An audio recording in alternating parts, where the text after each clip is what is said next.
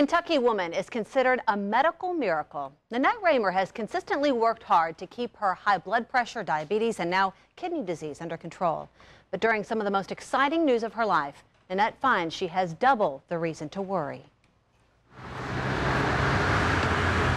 I feel really good. 6 times a week, Nanette Raymer undergoes kidney dialysis here at Baptist Hospital. I'd lost 18 pounds, was still going to the kidney doctor regularly. And she had said, if you get to a point where you're really sick, can't keep foods down, it's probably time to start dialysis. Diagnosed with kidney failure a year ago, Nanette wasn't surprised. She's dealt with its precursor, diabetes, since she was a child.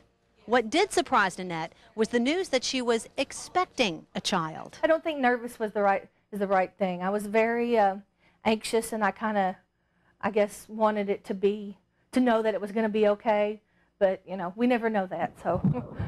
Only 2% of women with kidney disease can even get pregnant, which is why this news is even more incredible. The lady doing the ultrasound said, "Oh, I have a surprise," and I said, "I think I know what you're going to say. I see 2 little flickers," and she said, "Yes, you're having twins." And then we'll have the machine. Now at 28 weeks along and considered high risk, Nanette has taken up permanent residence at Baptist until her twins arrive. Baby's been moving okay? Oh, yeah. Not any problems with that at all? No. Okay. Dr. Cornelia Graves takes care of high-risk patients at Baptist Hospital. So some people would say, well, this is dangerous. Yes, it is. But, this is her choice. And she wants to continue with the pregnancy. Nanette is on an insulin pump, requires a certain diet, and is under constant supervision. The good news, the babies are doing very well. Our goal is to get her through the pregnancy and get her back on the transplant list and a candidate for transplant as soon as possible. Because we want her to live another 20 years so she can see her children grow up. Okay, there's my favorite picture. Which is one thing that is helping Nanette stay positive during her pregnancy. Visits from her family, including her firstborn, Benjamin. Women aren't supposed to be able to get pregnant when their kidneys don't work. So the fact that Nanette got pregnant despite her diabetes, despite her high blood pressure, despite her age, and despite her kidney failure is really somewhat of a miracle.